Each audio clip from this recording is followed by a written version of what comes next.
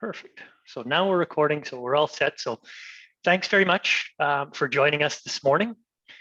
Really excited to have not only Sonia here with us, but all of you joining us for this conversation. As you know, for a big portion of what we do at CAGP is trying to connect charities and fundraisers with professional advisors within our community to strengthen what we can provide to our donors, their clients, those types of things. And so the CEAN network is something that is really exciting and something that we could potentially, we as fundraisers could potentially take advantage of and create some meaningful relationships here within the work that we do and the work that the folks at CEAN are doing. So excited to hear a little bit more about what that group is doing and how we may be able to work together. So without further ado, actually I'll do a really quick little housekeeping piece before I turn this over to Sonia. We do have a bit of a smaller group here today, so that does give opportunity for you all to be heard and be present in the conversation. What I'm going to do is turn it over to Sonia here shortly, and she's going to do her presentation, speak a little bit about herself, the network itself, how we could potentially partner. But as you have questions, or if you have questions that come up, please feel free to write them in the chat or the Q&A. We do plan to circle back to any questions that come up during the presentation. Sonia is going to go through her discussion, and then we will break at the end for Q&A. So do feel free, if something comes up throughout the presentation, to write it down, send it in. We will make sure to circle back to it at the end. We will also open up the mics to be able to ask your questions directly. So if there are questions at the end, Sonia will be happy to answer them. So without further ado, I am going to do a quick little introduction here, and I really hope I've got this last name right, Sonia, so do correct me if I get this wrong, and don't hold it against me. But Sonia Egey-Samu, did I get it close? All right, is here with us today. Over the past 17 years, Sonia has had the privilege of helping Albertan couples in or near retirement have meaningful conversations to align their money with their deepest values. As a retirement tax and estate planner, she applies her passion for planning from a multi-disciplinary perspective that is unique in the industry today. She founded her private practice, Clarity Wealth Counsel Incorporated, in 2014 after spending 10 years working at 6 of the major financial firms. Over the past several years, her firm has continued to be awarded top advisory team in St. Albert as they move relationships from client to donor one plan at a time. In 2020, she began the local chapter with CEAN, the Certified Executor Advisors Network, Edmonton, to promote executor literacy. The monthly Zoom meetings cover issues executors may want to face in the course of their duties, along with the networking component at each monthly meeting. Promoting proactive conversations with donors prior to death creates significant opportunities for a well-planned estate and a willingness to discuss gift intentions. She believes it is never too early to start a dialogue when having the right conversations. So Sonia, thank you very much for being here. I will turn it over to you, and I will shut off my microphone. Thank you so much, Matt. I love speaking, and when I have the opportunity, I love seeing faces as well. So if there's a chance that I can see more faces on this call, that would just make me feel awesome. But if not, I respect and understand our worlds here today. So I've prepared the information I'd like to share with you here, and I'm going to be reading it so that I don't get off track. So I'm going to start off with some surveys and statistics. Estimated Canadians without a current and valid will is 70%. I used to think that that number was high, and I'm starting to see that that number is actually pretty low. Estimated assets transferred to the next generation over the next 20 years is $1.5 trillion. the number of Canadians being appointed by a family member as their executor is 98%. We still see this as a DIY job. And executors that were surveyed reported 47% had administrative complications, 31% dealing with emotional issues, and already 26% are facing legal issues. So if I were to put this problem into one sentence, it's this: helping unprepared testators transfer a lot of money with DIY executors who are already having problems. And the question here is, will you be ready to help them? CEAN Edmonton helps answer that question. So what I've heard many times from the charitable sector is it's the advisor the donor looks to for advice when setting up their wills and their estate plans. But more importantly, it's you who they turn to for who you know and who you trust.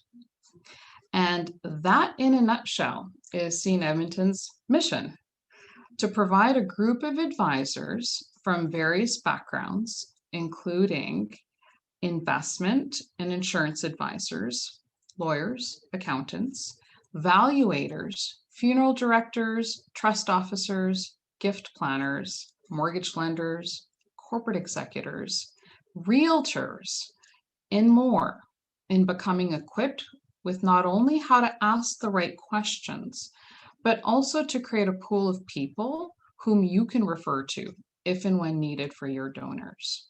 So you can become the charity of choice, going above and beyond for your donors, making them want to work with you more as their source of who they turn to for general guidance. So how much is $1.5 trillion over the next 20 years? Does that sound like a pretty big number? It's an obscene number. It's $300 million per day over the next 20 years. So if you could create a proactive conversation with the executor, who is that trusted person in that donor's life, we can begin to channel planned funds towards more charities and to the donor's loved ones with proper planning in place. So how do you position yourself at the core of this planning opportunity, this wave of fund transfer? Join CEAN to learn, engage, and thrive with like-minded professionals, all helping the same pool of people as you are. So learn means to learn how to have the conversations with your donors, which is the premise of every guest speaker that we have on a monthly basis. Engage in our monthly networking to expand your professional circle and create more opportunities for your charity. And if you're having these conversations with your donors, with like-minded professionals, you sure are going to be able to thrive. I sound like an infomercial. I apologize, but I'm very passionate about bringing people together and creating an impact. So I want to cover some terminology before we move forward and make sure that we're all on the same page here. An executor is the person that's appointed by the testator, also known as donor in your world, to administer their will. The testator, again, aka donor, as I'm going to use interchangeably in this conversation today, the testator is the person who dies with or without a will. In our conversation, intestate is someone who dies without a will, which is happening more often than not. The Certified Executor Advisor does not act as an executor. That's a really important piece here. I am a Certified Executor Advisor, and I simply am here to guide that executor. So the CEA designation is obtaining the knowledge. You need to understand all the different duties an executor has to go through and the various professions he or she must deal with in their time of being an executor, and the risks the executor may encounter along the way. So as a CEA, so CEAN is a group of CEA professionals, we have the ability to not only have proactive conversations with our donors and their children, who are the named executors today, while the donor, aka testator, is alive and well, but also the opportunity to be that point of contact to the executor when the donor passes. So, question for you all. Which of your donors are going to be testators over the next 20 years? Can anyone take a guess? How would you know? Any guesses? It's going to be anybody with white hair. All you have to do is look for that silver hair or fading hair. But do you know which of your donors will be executors over the next 20 years? Probably not. It's impossible to know without asking. So the average Canadian has no distinguishing characteristics to be named an executor. I met an 80-year-old executor recently and a 20-year-old executor as well. There's just no way to know who is that executor. You do need to ask. But why would you here today? You're not asking your donors today, I assume. So why should we be doing that? Well, it's the amazing opportunity for you that's been completely missed. It's because the donors in your life have meticulously picked their executor to gather and protect all their worldly goods, to distribute to the people and the causes that they love and care about the most in this world here today, to help them after they're gone and they can no longer do it themselves. So can you imagine a greater placement of trust, a greater position of responsibility? By virtue of their selection, the executor is the most trusted person in that donor's life. So if you think about it, we completely ignore them. The typical approach of a donor is don't know, don't care. They typically don't want to talk about their estate with us or with their family. Would you guys agree with that? But the executor has a vested moral and legal responsibility to talk about the donor's estate for a successful estate settlement. And they desperately want to talk to somebody, to a certified executor advisor, to know what they need to know for the job they never signed up for. So this creates an ability to sit down with that donor, with their most trusted person in their life. And that creates a window of opportunity for us to find out what's more important to the donor here today and ensure that that planning goes along with what's truly important to them. So one of the ways that I've been able to help using my CA knowledge, I'll just tell you a story, is I have a client and I've been working with her for a long time, and she found out that I'm a CEA and I'm a part of the CEAN group, and she said, Dad's 86. And I talked to Dad because he named me executor, and I want to make sure that I'm doing this right and I'm not dealing with a mess down the road, and that me and my brothers are not fighting after he is gone. So what do I need to know? And I said, great, that's the window of opportunity. So I said, why don't we sit down with your dad and figure out what's been done to date and what's really important to him and how he would like it to look after he's gone. Well, lo and behold, when I showed up at their kitchen table, every sibling was sitting around the table, except for the farmer who was seating. But he would have been there if he wasn't seating. And so the conversation opened up immediately, telling Dad, what do you want, Dad? We want to hear from you now instead of when you're gone and trying to guess. And what I found was the most interesting part of that conversation was when I asked Dad pointed questions about what he wanted to have done with the land, which was completely different than what the kids at the table were planning on doing with the land.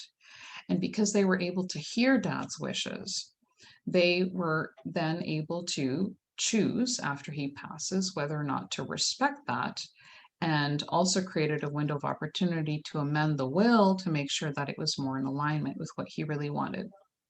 And the other fascinating thing that I found was I always ask, what's been your history in giving?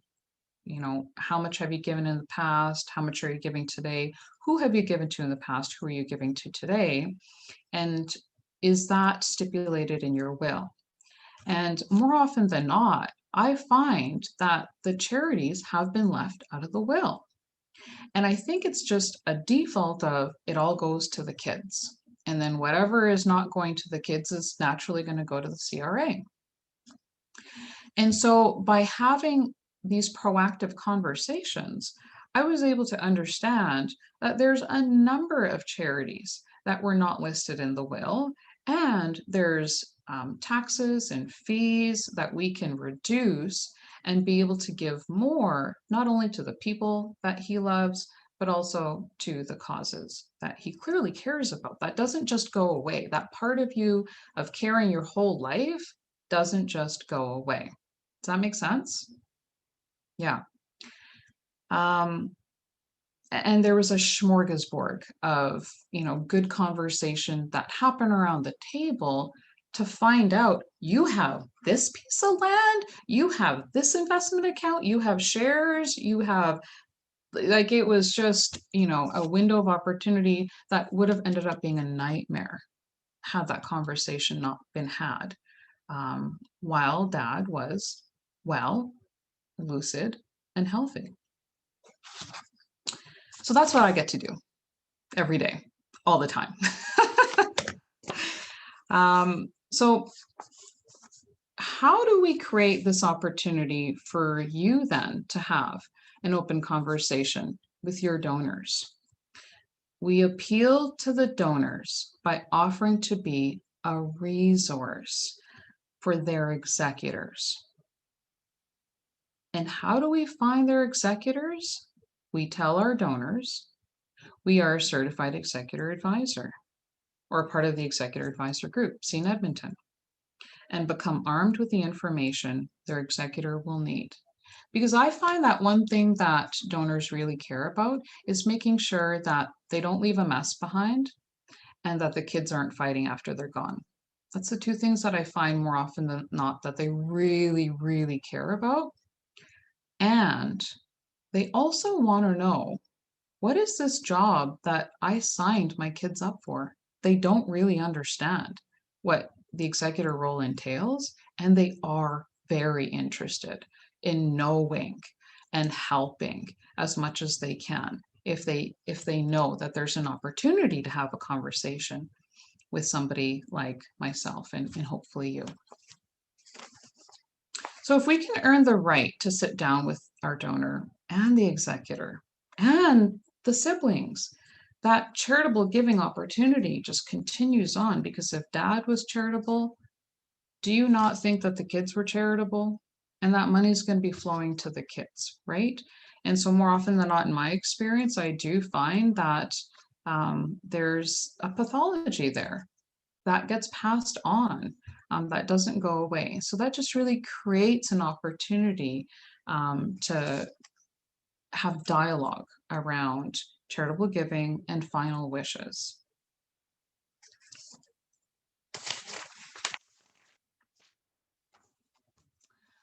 So, does this make sense so far? I hope so. When you think about this amazing time in history that we're at today, there's more people turning 80 than ever before in history. It is a tsunami wave of people turning 80. And this planning opportunity for that 1.5 trillion that's going to go somewhere is going to be flowing from the donor's estate. What better time to offer planning and to be a resource for your donors? Couple this with the amazing opportunity that CAGP has created with the Willpower campaign to further promote these proactive conversations. Like, I'm beside myself. How amazing you guys have this wonderful opportunity, just coupled with what I think CEAN Edmonton can do to help show you other advisors that are interested in doing the same thing that you're doing, helping others. So if you're interested in learning more about CEAN Edmonton, I highly encourage you to check out CEAN.ca. That's CEAN.ca. That's the national website. And on there, you can go click on Edmonton if you want to check out the events that are going to be uploaded closer to September, because that's when we're doing our next round of monthly meetings. But if you go to the main page on the bottom left, there's a section there that says Discovery Member. And so what that means is if you sign up to be a Discovery Member, you can sign up for free for 12 months to check out the membership. There's absolutely no cost. If you're attending our monthly meetings for 12 months, that's great. You get to meet more people. And really decide whether or not you want to be a part of the group and whether or not you want to be earning your CA designation that you may want to commit to at some time in the future. So our monthly Zoom meetings are always the first Wednesday of each month. And it's from 10 a.m. to 11 a.m. Mountain Standard Time. It has only been via Zoom because we're less than a year old, but we've been really successful in getting people together who are really interested in our mission and our message. And there's always a guest speaker at the beginning, and then there's an opportunity to do breakout rooms where there's individual networking that happens between different groups of people. So you're never just stuck with the same person repeatedly. Just a wonderful way to take advantage of what we're going through in COVID, creating new relationships and learning along the way as well. So again, we're taking a break for the summer right now, but starting up in September. If you're interested in being added to the mailing list, by all means, just shoot me an email and I will add you to the mailings list. And that's all I have for you today. I'll turn it over to Leona if you have any other questions for me. That's great, Sonia. Thank you so much for that. I don't know how many of you saw my email from yesterday, but by the way, I'm the chair of the CAGP Alberta North, for those of you who don't know. And I've actually been attending the CEAN meetings for about 8 months now, 7 months. And I have absolutely loved attending them. I've made a presentation on behalf of CAGP to the group, which was a great opportunity for me to introduce what we do to those members of CEAN. But what I really enjoy, I enjoy the presentations, but I really enjoy the breakout sessions, and you actually get to meet, all these different professional advisors from all, as you said, Sonia, at the beginning, they're like financial advisors, lawyers, estate lawyers, real estate people, accountants, all kinds of people. And I know that, CAGP and the profession of plan giving officer, fund development, always says you need this network of professional advisors that you can turn to when you have a question or when you need help with a donor's question or something like that. And I know most of my life I've looked like a deer in the headlights and gone, yeah, sure, that's easy for you to say. How do I develop this network? Like, I don't know anybody in that field or whatever. So this has been a great opportunity for me. Like, I've met so many people, and I've actually had interactions outside of the CEAN meetings with several of them. Yeah, so it's been great. I mean, it's just been a great opportunity to develop relationships. So what when I look back, like my career's, I'm pretty much retired, so I'm not going to go get certified as a CEA. But if this would have been available, 15 years ago, I think I would have looked at it seriously as a fund development professional to have this certification to help donors and executors. I've certainly had my fair share of executors of estates where there's a gift given to the charity that I work for that are completely in over their heads and don't have no idea. And even if I just knew enough to advise them where to go, I think that would have been helpful. So what do you think about people in the fund development profession getting their CEA? I think you're absolutely bang on. It's, I would say don't sign up for the course off the get-go. Check it out, find out whether or not you feel like this group of professionals that have a like-minded mission in helping the executor is a right fit for you, because the group is going to be closed off eventually to CEAs only.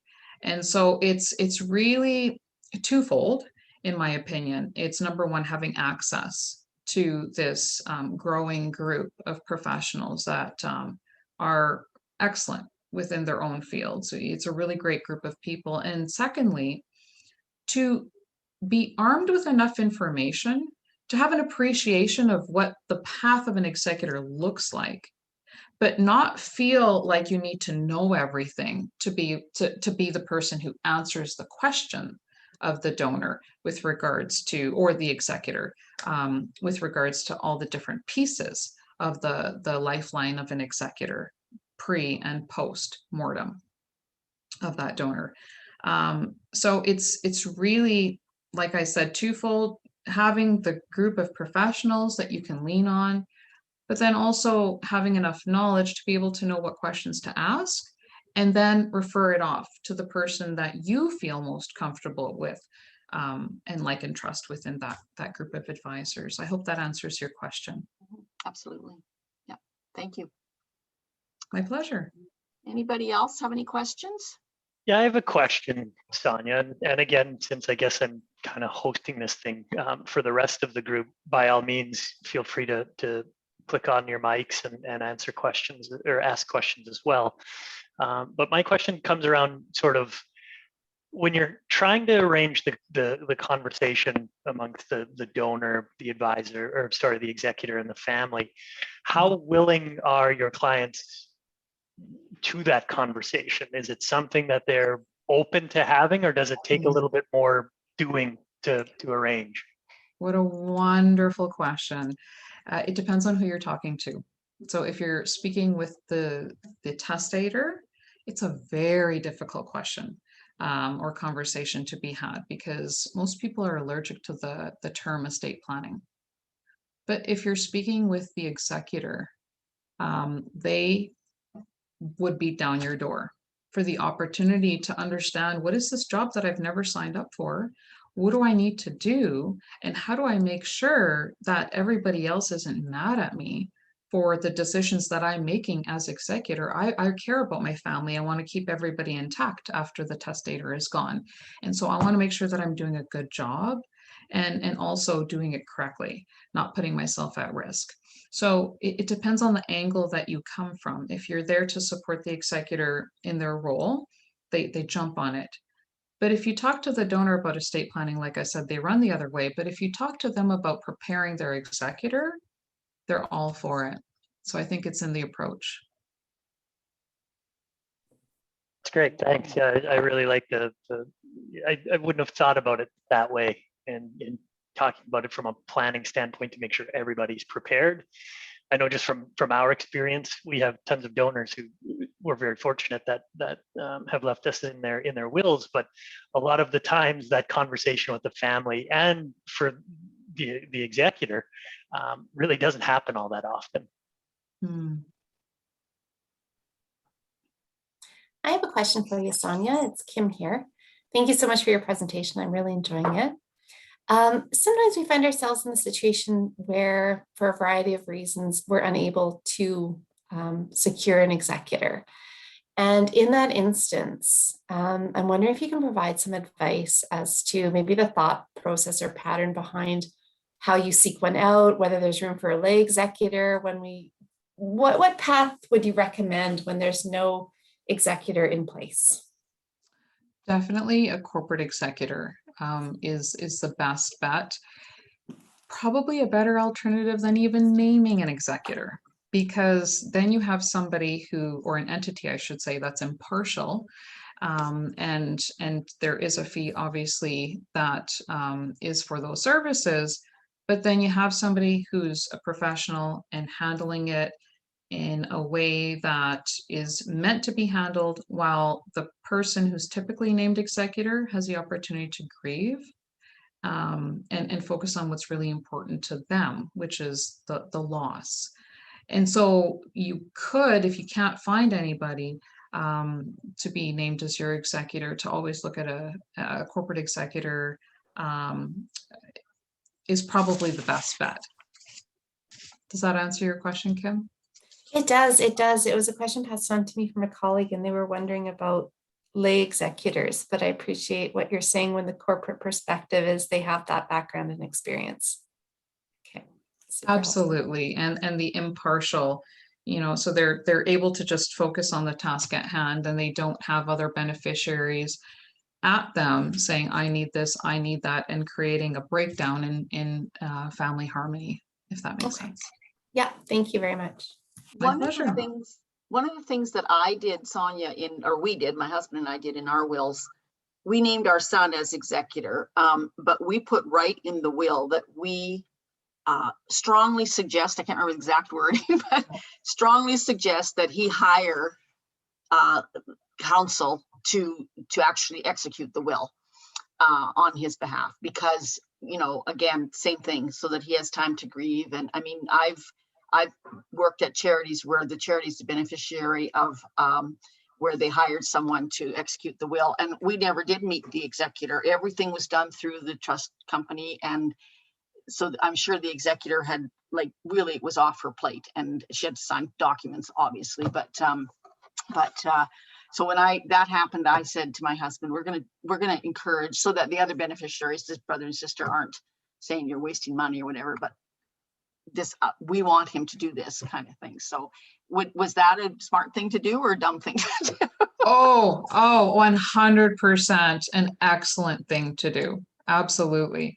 Because it is now your son or named executor's choice as to whether or not and what amount of assistance he or she is gonna or he's gonna use. But I think that's probably the best way to do it. Yeah. Good choice. I got another question for you, Sonia. And simply, this is fresh in my mind because ECF hosted a executors week not too long ago. So a lot of these questions had come up throughout the presentations, but have you, in your experience, have you had to deal with executors just like quitting, just like flat out saying, no, I'm not doing this, even with preparation and beforehand? And what's kind of the transition there? Then they need to apply to the courts to have somebody else act, and if they can't find anybody else. So it is very messy, and yes, I have absolutely seen that happen. So better to let the executor know that they've been named is a good start, and then also to educate them on what that means, what that role may entail. And I think that's what we're really talking about here today, is trying to create proactive conversations and prepping that executor on that job that they never signed up for. I've actually had a number of, not a number, 2 or 3 donors who have not, they've confided in me that they haven't told their executor that they're the executor, and I have strongly advised them to please tell them that they're the executor. And one of them, I don't know what the other 2, but one of them did, and the executor called me and thanked me profusely for encouraging the donor. And we actually had a meeting with the three of us, the donor and the executor and myself, and just chatted and got it out in the open. And it all turned out, I mean, the person hasn't died yet, so who knows what's going to happen, but at least, you know, it was out in the open, and I was really glad that I had suggested that to the donor, and the donor was glad too in the end. Wow. You know, yeah.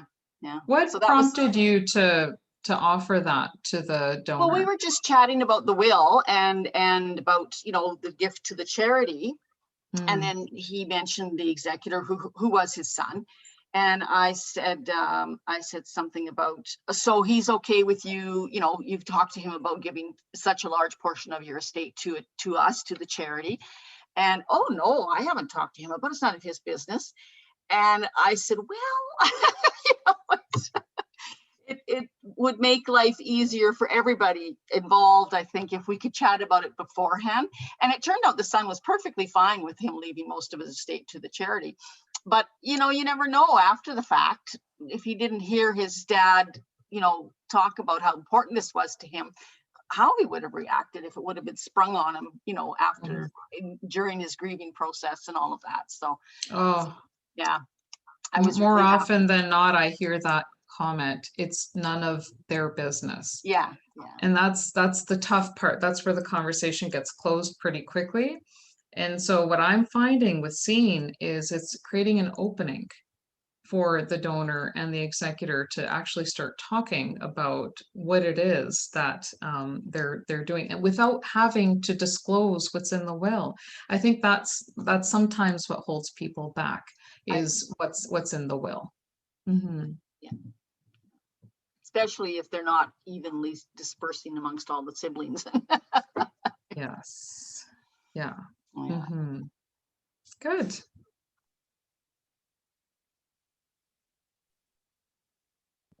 Questions from anyone else? Oh, that's cool. I mean, you've answered all of my questions, Sonia, and I think you were pretty thorough within your presentation. So I have, really, oh yeah, go ahead, oh, sorry, Leona. Matt. No, I have one more question, and I don't want to put you on the spot, Sonia, but I'm going to. Go ahead. If any of us, members of CAGP, have a question or need to talk to someone, an advisor, can they contact, because I don't think the membership list is on the website, is it? Like on the CEAN website? Yes. All CEAs are listed on CEAN.ca. You just go to the chapter, and some of them are designated member holders, meaning that they've completed their designation, and then some of them are not. So they're in the process of completing their designation. So that's the only difference in the list. But most certainly you can, I think, if I recall, I haven't been there for some time now, but you can even search by type of profession. Forgive me if I'm incorrect, but definitely you can search by city. Oh, great. And you can search all over Canada. Yeah, that's great to know, because then we can refer people to one of somebody who's designated if they're really struggling. Yeah, great. Absolutely. Yeah. And there's tools and resources on the website as well to support the executor in that conversation, or the donor in helping making sure that their executor that's been named have an easier time. So it's worth checking out. And again, like I said, closer to September, we should have all the events for the next upcoming year posted on CEAN.ca as well. Great. Thank you. Oh, my pleasure. Did you guys find this of value? Was this helpful today? Yeah, awesome. I'm glad. I certainly thought so. So thank you very much for taking the time to be with us and present today. I'm very curious to go back to the CEAN website and check out the Discovery membership opportunity as well. I think that could be very beneficial certainly for all of us around the table. Really appreciate the time that you've provided to us this morning.